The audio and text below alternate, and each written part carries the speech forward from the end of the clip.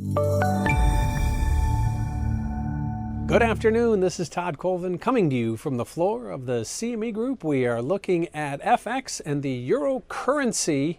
Seen a nice two-day run. We've seen a bit of a push here.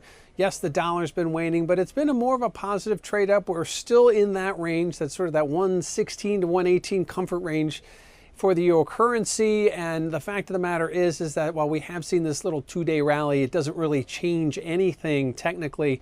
Like I said, we've been spending a majority of our time near that and just below that 116 level. So to be back inside the comfort range maybe just kind of gives everybody a little bit of ease that things aren't going to be so bad, or at least maybe the bleeding has stopped for now. And if you look at what's happening with the Brexit talks and all that, you've got the euro-pound current relationship that is really starting to favor the euro. So with all this talk of uncertainty with what Prime Minister May is going to do, or how the Londoners are going to fare, it really seems to be leaning towards more uncertainty, which is going to benefit the euro, and that's basically just pushing things off, kicking the line down of the sand down the road, and that's certainly something that's come to the forefront here as we near some key dates for Brexit for Londoners and for Prime Minister May. But ultimately, that relationship has been such that it is back to favoring the euro, at least that we're nearing the top of that range.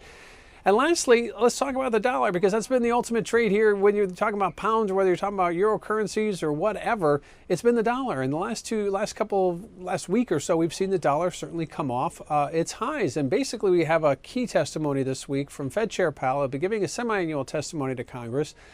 Will he be giving a bit of a word of caution? Certainly the Fed has been happy to raise rates gradually, and they're very pleased with the jobs numbers and the expanding economy. But could the uncertainty of the second half of 2018 be a cause for concern? And I think that the market right now, you're seeing dollar bulls maybe taking some chips off the table. And I think that that's very wise. And I think you're seeing it reflected in other currencies. So as the euro currency rises, at least as it has over the last several sessions, that may just be a reflection of dollar weakness, given the fact that there's going to be some key news, maybe some key insight from Fed Chair Powell this week. So right now, euro currency back in that comfort zone. I wouldn't necessarily call it a breakout move, but anything back inside that 116 to 118 range brings a little bit of comfort.